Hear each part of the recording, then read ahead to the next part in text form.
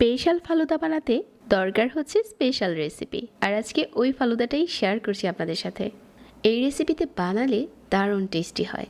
ফালুদার জন্য প্রথমে আমরা জেলু বানিয়ে নেব।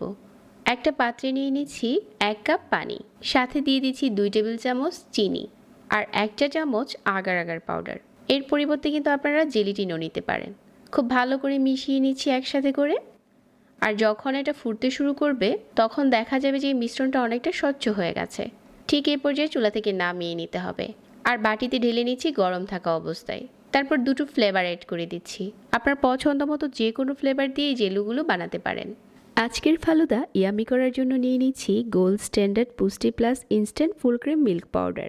আমি এখান থেকে নিয়ে নিচ্ছি মেজারমেন্ট কাপ দিয়ে মেপে হাফ কাপ। হাফ কাপের সাথে দিয়ে দিচ্ছি 2 কাপ পানি আর খুব ভালো করে মিশিয়ে নিচ্ছি। এটা খুব তাড়াতাড়ি গুঁড়া দুধের সাথে মিশে যায়। এই গোল্ড স্ট্যান্ডার্ড পুষ্টি plus instant full cream milk powder অনেক টেস্টি আর নিউট্রিশনে প্লাস প্লাস। নিউজিল্যান্ডের বিশুদ্ধ পরিবেশে বেড়ে ওঠা গরুর দুধে তৈরি। ডেজার্টটা মিষ্টি করার জন্য মিল্কের সাথে 1/4 কাপ চিনি মিশিয়ে নিচ্ছি। দুধটা কয়েকবার ফুটে উঠেছে আর এটা এখন ঘন হয়ে গেছে। চুলা থেকে নামিয়ে আমরা এটা ঠান্ডা করে নেব। আরও একটা পাত্রে পর্যাপ্ত পরিমাণের পানি ফুটিয়ে নিয়েছি আর এই ফুটানো পানির উপরে 50 গ্রামের মতো দিয়ে দিচ্ছি সাবুদানা। এটা সিদ্ধ করে নিচ্ছি। যখন কিছুটা স্বচ্ছ হয়ে গেছে আর সিদ্ধ হয়ে গেছে ঠিক ওই পর্যায়ে হচ্ছে 100 গ্রামের মতো দিয়ে দিচ্ছি স্টিক নুডলস। ভালো করে নেড়েচেড়ে মিশিয়ে এটাও সিদ্ধ করে নিচ্ছি। প্রায় 3 মিনিটের মতো পরে জাল করেছি আর নুডলসগুলো এখন সিদ্ধ হয়ে গেছে। এটা চুলা থেকে নামিয়ে একটা স্ট্রেনারে ঢেলে ঠান্ডা করে নিচ্ছি আর উপরে ঠান্ডা পানি দিয়ে ধুয়ে নিচ্ছি, তাহলে এটা ঝরঝরে থাকবে।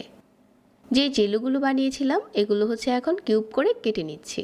জেলুগুলো আপনার পছন্দ মতো কাটতে পারেন, চাইলে আর একটু ছোট করেও কাটা যাবে। একসাথে করে জেলুগুলো মিশিয়ে নিচ্ছি আর কিছু ফল কেটে নিচ্ছি। কিউব করে কেটে নিয়েছি কলা। আর এখন আমরা ফালুদা বানানোর জন্য একটা বাটিতে প্রথমে নুডলস আর সাবুদানার মিশ্রণ নিয়ে নিচ্ছি। সাথে দিয়ে দিচ্ছি কলা কিউব করে কেটে নেওয়া, কিছু আঙ্গুর কিউব করে কেটে নেওয়া, কিশমিশ, বাদাম কুচি আর যে মিল্কটা আমরা আগে থেকে জাল করেছিলাম এখন হচ্ছে এটা দিয়ে দিচ্ছি আর ভালো করে নেড়েচেড়ে মিশিয়ে নিচ্ছি। উপরে আপনার পছন্দ মতো জেলু অ্যাড করতে পারেন। এখন আমরা উপরে কিছু জেলু দিয়ে দিচ্ছি আর দিয়ে দিচ্ছি আইসক্রিম। আমি এখানে ভ্যানিলা আইসক্রিম নিয়েছি, চাইলে আপনার পছন্দ মতো যে কোনো ফ্লেভারের আইসক্রিমটা নিতে পারেন। আর অল্প একটু রুয়াবজা দিয়ে পরিবেশন করে দিচ্ছি যাতে এটা দেখতে সুন্দর লাগে। আজকে আমি যে পরিমাণ ফালুদা বানিয়েছি এটা আপনি 6 জনকে পরিবেশন করতে পারবেন।